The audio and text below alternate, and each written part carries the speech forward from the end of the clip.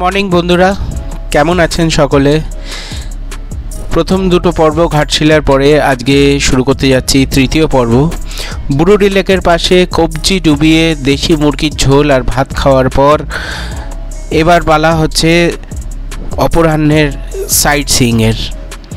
তো খাবার পরে এই দুপুরবেলা থেকে আমরা দেখে নেব ধারাগিরি ফলস, ফুলডুংরি পাহাড়, সূর্য টেম্পল এবং সুবর্ণরেখা নদীর ধার। তো চলুন শুরু করা যাক ঘাটশিলায় আমাদের তৃতীয় পর্ব ট্রিপ টক উইথ সুদীপ্তর সাথে। বুরুডি লেককে বাঁদিকে রেখে ডান দিকের সরু রাস্তা ধরে গেলেই খানিকক্ষণ পরেই শুরু হয়ে যাচ্ছে পাহাড়ের পাকদণ্ডি। সেই পাহাড়ের পাকদণ্ডি বেয়ে অপূর্ব সুন্দর দৃশ্যের মধ্যে দিয়ে আমরা চলেছি এখন ধারাগিরি ফলসের পথে। একদিকে পাহাড় আর একদিকে অপূর্ব সুন্দর ল্যান্ডস্কেপ। এসে পৌঁছালাম ধারাগিরি ফলসের গাড়ি স্ট্যান্ডে। এখানে গাড়ি রেখে আমাদের অনেকটা কিন্তু জঙ্গলের মধ্যে দিয়ে হেঁটে যেতে হবে এবং চারিদিকে পাহাড় ঘেরা সুন্দর মাঠ, জঙ্গল সব মিলিয়ে অপূর্ব সুন্দর একটা পরিবেশ। দূরে দেখতে পাচ্ছি ছোট ছোট বাচ্চারা খেলা করছে।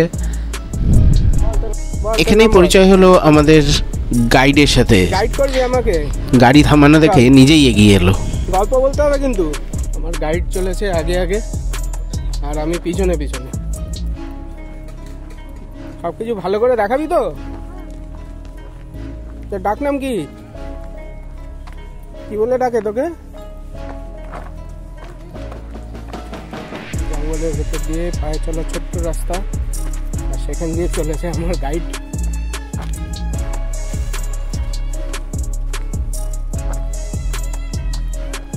আপনার দিকে ছবি তো। জঙ্গলের মাঝখানে একটা ছোট্ট সোঁতা, তার উপর দিয়ে একটা বাঁশের ব্রিজ।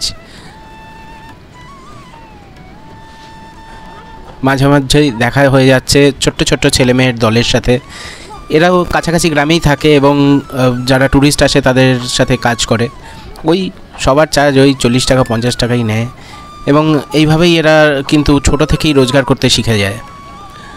যাই হোক, আমাদের গাইড যদিও আমার সাথে কথা কম কাজ বেশিতে বিশ্বাসী, কিন্তু ছোট্ট ছোট্ট বন্ধুদের সাথে প্রচুর কথা বলছে।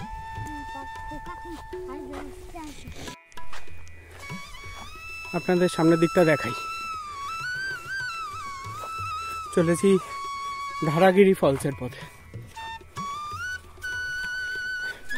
ধারাগিরি ফলসের ওঠার ঠিক আগে একটা ছোট্ট দোকান, সেখানে বসেছি আমি আর আমার গাইড।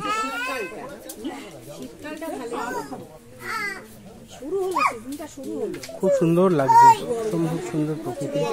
বেশ কিছু টুরিস্ট আছে এখানে, সবাই এখানে একটু চা টা খাচ্ছে।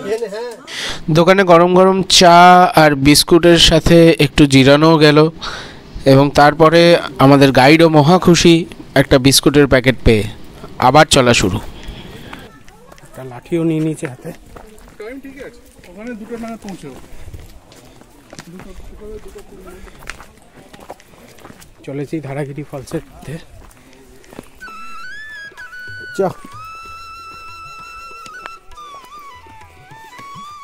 দুর্দান্ত একটা ট্রেকিং করছি কিন্তু আমি, আমার জীবনের সব থেকে ছোট গাইড। দারুণ জায়গা।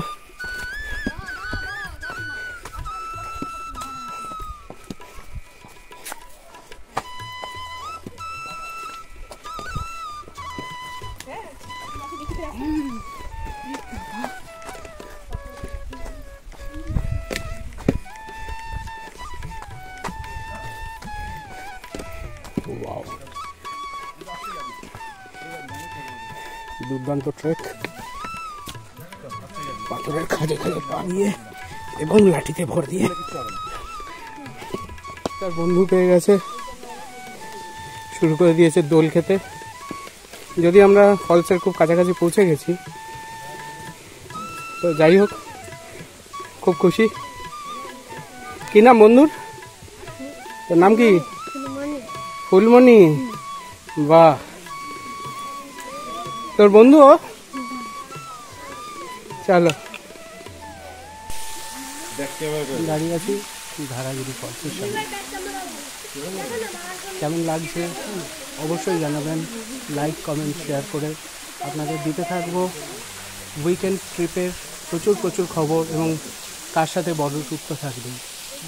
সুতরাং এখনই সাবস্ক্রাইব করে নিন ট্রিপ টক উইথ সুদীপ্ত। মানুষ কত রকমভাবে উপার্জন করতে পারে তার একটা উদাহরণ আপনাদের দেখাই। আপনারা দেখেছেন কেউ চাকরি করেন, কেউ বিজনেস করেন, এছাড়াও নানা রকম কাজ মানুষে করে থাকে। কিন্তু আজকে একটা অদ্ভুত কাজের কথা শুনলাম আমাদের এই গাইডের মুখে। আসুন শুনে নি ওর মুখ থেকে ওর গল্পটা। বল তুই কি করিস? ঝর্ণার থেকে না ভিতরে ভিতরে পড়ে গেলে কি গ্রামে গ্রামে জনে জনে জল খায়, খুব ঠান্ডা জল। খুব ঠান্ডা জল না? তো এরা কি করে, এরা এই ধারাগিরি ফলস থেকে জল নিয়ে বটলে করে ভরে রাখে, নিয়ে সেই জল নিয়ে গিয়ে গ্রামে গ্রামে সাপ্লাই করে। এবং আপনারা জানেন যে ঝাড়খণ্ড বা বিহারের জল সত্যি খুব ভালো স্বাস্থ্যের পক্ষে। আগেকার দিনে মানুষেরা পশ্চিমে যেতেন শরীর সারাতে, কারণ এখানে জল হাওয়া খুব ভালো ছিল। তো তারই এক উদাহরণ আজও চলছে। এরা কিন্তু সেই ঝর্ণার জল নিয়ে গিয়ে বিভিন্ন গ্রামে সাপ্লাই করে, ঠান্ডা জল, এবং সবাই খুব ভালো থাকেন। গুড। ছোট্ট বন্ধু আর ধারাগিরি ফলসকে বিদায় দিয়ে এইবার গন্তব্য আমাদের পরের স্পট, যা হচ্ছে ফুলডুংরি পাহাড়। এই ফুলডুংরি পাহাড়ের প্রচুর গল্প আমরা শুনেছি, যেখানে বিভূতিভূষণ বন্দ্যোপাধ্যায় প্রচুর উপন্যাস রচনা করেছেন।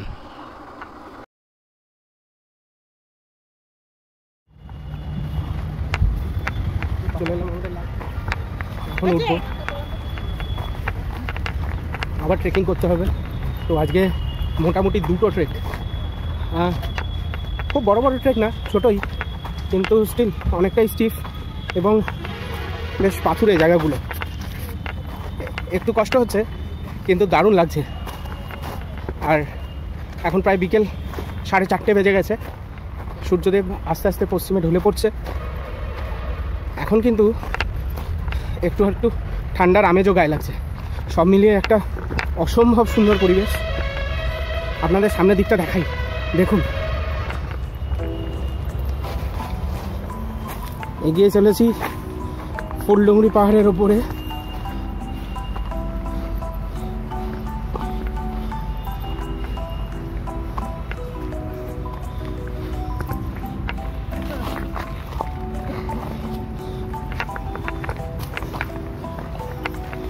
এখানে অন্যান্য জায়গাগুলো যেমন একটু সিঁড়ির ধাপ ধাপ করা আছে, এখানে কিন্তু সেরকম না।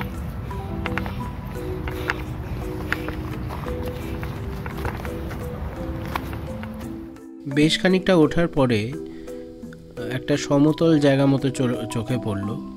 এখান দিয়ে খানিকটা হেঁটে গিয়ে আরেকটু ওপরে উঠলেই কিন্তু আমরা পৌঁছে যাব গন্তব্যে। ওপর থেকে নিচটা দেখতে কিন্তু মারাত্মক লাগছে, সত্যি অপূর্ব সুন্দর। পৌঁছে গেছি ফুলডুংরি হিলের উপরে। এই সেই বিখ্যাত পাহাড় যেখানে বসে বিভূতিভূষণ বন্দ্যোপাধ্যায় প্রচুর উপন্যাস রচনা করেছেন একটা টাইমে। আপনারা এই মুহূর্তে দেখতে পাচ্ছেন আপনাদের স্ক্রিনে ফুলডুংরি পাহাড়ের উপরের দৃশ্য। এই গাছের নিচেই কোনো এক সময় বিভূতিভূষণ বন্দ্যোপাধ্যায় হয়তো বসে উপন্যাস রচনা করেছিলেন। এখানে একটা ছোট্ট মাচা করে দেওয়া আছে কোনো কারণে, কিন্তু চারিদিকটা অসম্ভব সুন্দর। আমরা এই মুহূর্তে ফুলডুংরি পাহাড়ের মাথায়। আপনারা জানেন ছোটনাগপুর মালভূমির অংশ, সিংভূমের, ঝাড়খণ্ডের সিংভূমের একটা শহর হচ্ছে ঘাটশিলা। সেই ঘাটশিলারই বিখ্যাত একটা টুরিস্ট স্পট হচ্ছে ফুলডুংরি পাহাড়। এই ফুলডুংরি পাহাড়ের মাথায় আপনারা জানেন যে মালভূমির যে পাহাড়গুলো সেগুলো হয় উল্টানো বাটির মতো বা টেবিলের মতো। আপনারা দেখতে পারেন এর মাথাটা কিন্তু পুরো দেখে মনে হচ্ছে একটা মাঠ, এই জন্যই একে টেবিল ল্যান্ড বলা হয়। তো যাই হোক, ফুলডুংরি অসম্ভব সুন্দর দৃশ্য, চারিদিকে সূর্য। ফুলডুংরি পাহাড়ের মাথায় চারিদিকে বড় বড় গাছ, শাল সেগুনের জঙ্গল, মাঝখানে একটা মাঠ, বিকেলের আলো পড়ে এসেছে, নরম আলোয় অপূর্ব সুন্দর দেখতে লাগছে এই সমগ্র পরিবেশটা, মন মাতাল করা পরিবেশ। অনেকক্ষণ কাটালাম এখানে। এর পরের গন্তব্যের দিকে চলে যাব। আমাদের পরের গন্তব্য সান টেম্পল।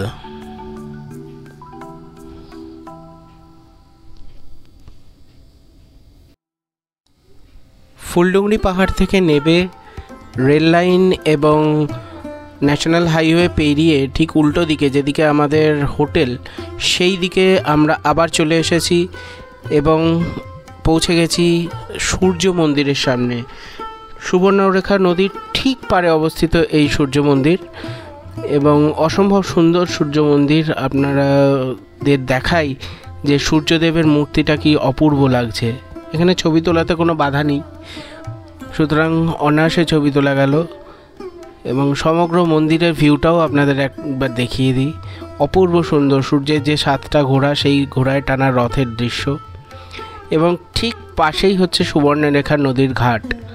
চলুন আমরা ঘাটের দিকে এগিয়ে যাই।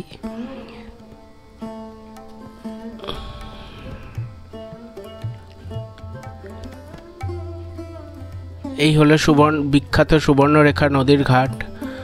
অপূর্ব শান্ত পরিবেশ, শান্ত জল, চারিদিকে পাখি উড়ে বেড়াচ্ছে এবং সন্ধে হয়ে গেছে, সূর্য ডুবে গেছে, কিন্তু পুরোপুরি এখনও অন্ধকারটা হয়নি এবং নদীর পাড়ে অনেকেই বসে আছেন বা সান্ধ্য ভ্রমণ করছেন।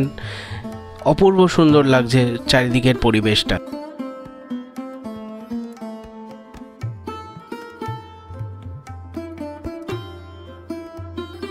রাত্রে বেরিয়েছিলাম একটু ঘাটশিলা বাজারের কাছে টুকিটাকি কেনাকাটা হলো এবং আমাদের সম্মুখ গেস্ট হাউস থেকে এখানে আসতে রিক্সা ভাড়া নিল কিন্তু 30 টাকা।